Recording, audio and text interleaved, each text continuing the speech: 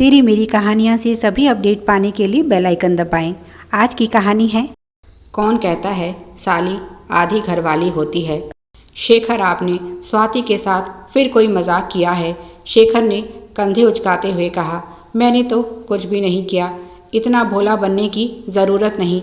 मैं आपको अच्छी तरह जानती हूँ। आपने कुछ नहीं किया तो फिर वह पागल है जो रो रही है। कितनी बार आपको समझा चुकी हूँ कि मेरी बहन ऐसी बिल्कुल नहीं है। उसे यह आपके मजाक समझ नहीं आते। उससे आप थोड़ा दूर ही रहा करें। नाराज रागिनी पति से बोली।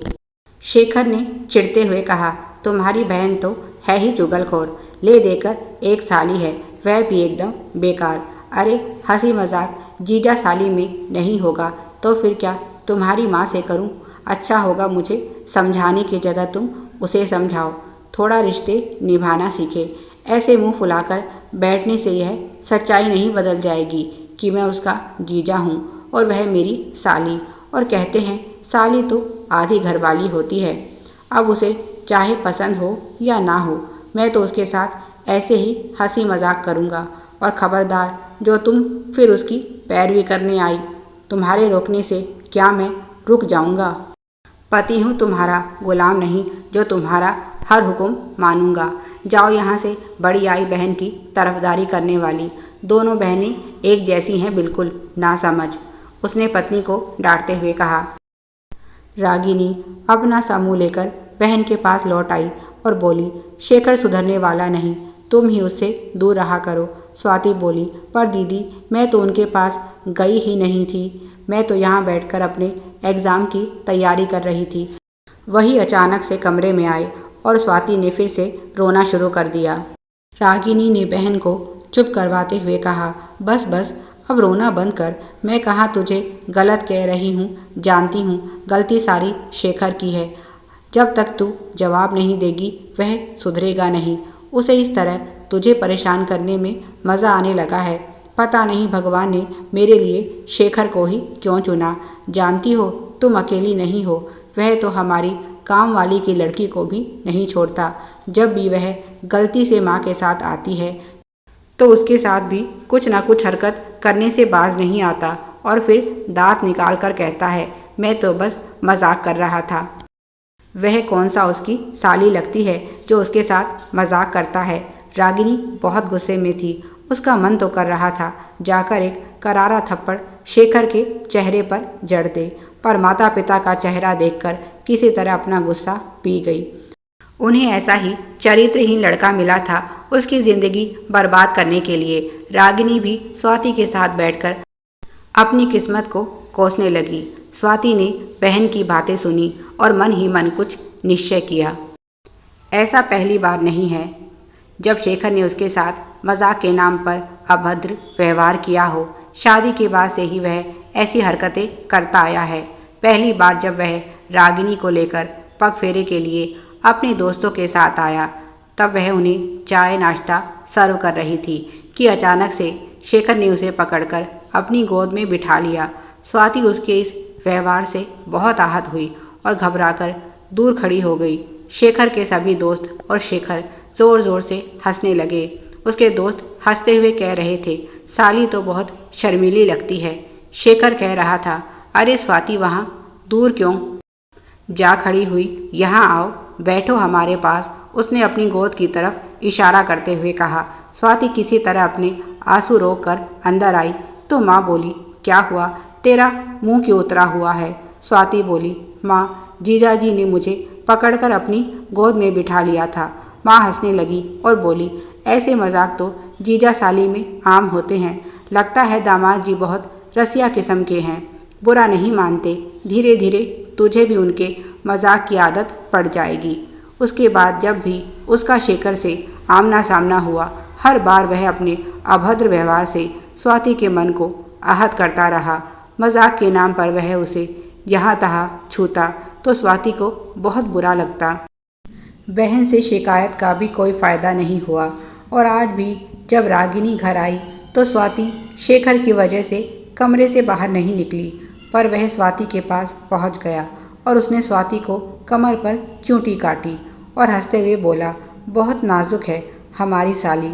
लाओ दिखाओ हमें, कहीं लाल तो नहीं हो गया।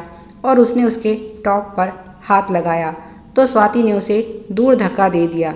अरे अरे साली साहिबा, तुम तो बुरा मान गई। शेखर बेशर्मों की तरह हंसता हुआ कमरे से बाहर चला गया और स्वाति जो अभी तक बैठी पड़ रही थी, इस घटना से विचलित होकर रोने लगी।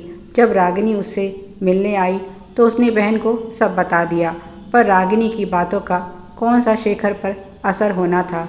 अब स्वाति ने सोच लिया है, शेखर को आज सबक सिखा कर रहेगी। उसे यह गलतफहमी कैसे हो गई है कि वह जो चाहे करता रहे और स्वाति कुछ नहीं कहेगी। कौन कहता है साली आधी घरवाली होती है। उसके दिमाग में जो यह गलत धारणा है उसे तो आज वह निकाल कर रहेगी। जब शेखर वापस लौटने लगा तो बहन और माँ पिताजी के साथ स्वाति भी उसे छोड़ने के लिए बाहर आई। जैसा कि उसे पता था इस बार भी शेखर कोई ना कोई बेहुदा हरकत ज़रूर करेगा, पर इस समय वह बिल्कुल तैयार थी।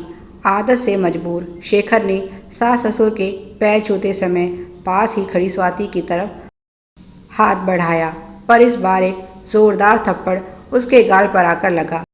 इस अप्रत्याशित घटना की तो शायद शेखर ने कल्पना भी नहीं की थी। कमरे में सन्नाटा छा गया।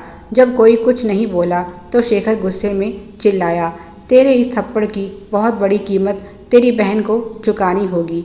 अभी वह अपना गाल सहला रहा था कि एक और थप्पड़ उसके दूसरे गाल पर रागिनी ने मार दिया और बोली, अब बिल्कुल ठीक है, इस थप्पड़ की कीमत चुकाने को मैं तैयार हूँ। शेखर ने सास ससुर की तरफ देखा। यहाँ आपके दामाद का यह दोनों मिलकर अपमान कर रही हैं और आप कुछ बोल नहीं रहे।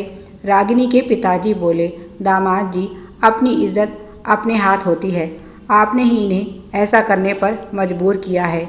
शेखर बोला, तुम सबको मैं देख लूँगा।